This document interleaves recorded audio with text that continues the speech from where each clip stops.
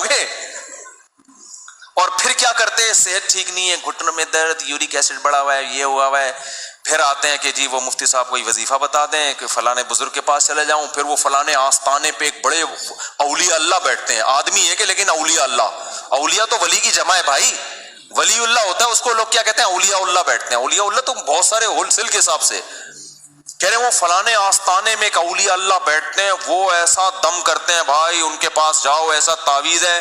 ابے تو کھا کیا رہا ہے, تو کمبخت, تو تعویذوں میں نہائے گا بھی نا, کک بھی نہیں ہوگا. اللہ کا قانون ہے بھائی, قانون ہے کہ جتنا کھا رہے ہو نا اس کا وہ یوٹیلائز ہوگی تو صحیح رہے گی, نہیں ہو رہا تو پھٹ جاؤ گے دھماکے کے ساتھ. بچوں میں تو چلو گروتھ ہو رہی ہوتی ہے نا, اب 40 سال میں گروتھ تھوڑی ہوگی آپ کی, اب تو فیٹ بڑھے گا, اب تو پھوڑے نکلیں گے, وہ کوفتے نکلیں گے مختلف جگہوں سے, آپ کے کولیسٹرول بڑھے گا 10.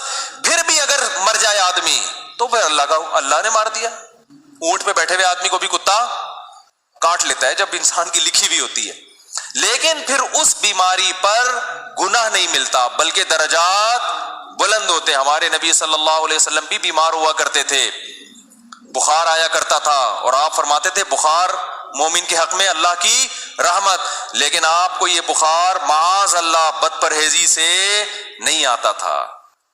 سمجھ میں آ رہی ہے بات؟ ایک بیماری اللہ کی طرف سے ہوتی ہے, وہ آپ کی کوتاہیوں کی وجہ سے نہیں ہوتی, وہ بیماری اللہ کی رحمت ہے, اس میں گناہ معاف ہوتے ہیں.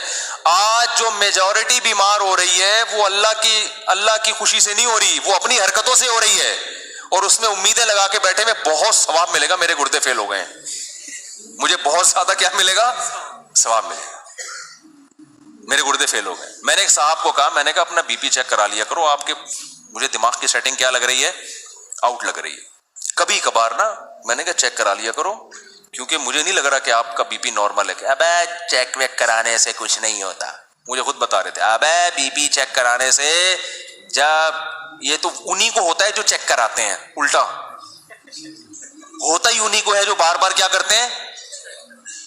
میں نے کہا کتنے بلڈ پریشر کے مریض ہیں ہمارے معاشرے میں, یا تو نہ ہوتا نا یہ, پھر خام خواہ میں وہمی بن کے بلا وجہ جا رہے ہو. وہی ہوا, ان کے پتہ نہیں کوئی رگ پھٹ گئی, ان کی بی پی ہائی تھا, پتہ ہی نہیں چلا ان.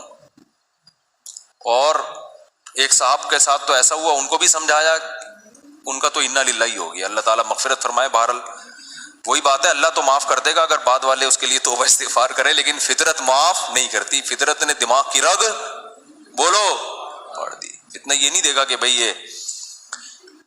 تو یہ جو آج کل بیماریاں چل رہی ہیں, بلڈ پریشر ہے, پھر ماں باپ کی خدمت میں بھی سب سے بڑی خدمت یہ ان کی صحت کا خیال رکھو. اماں کے دیکھو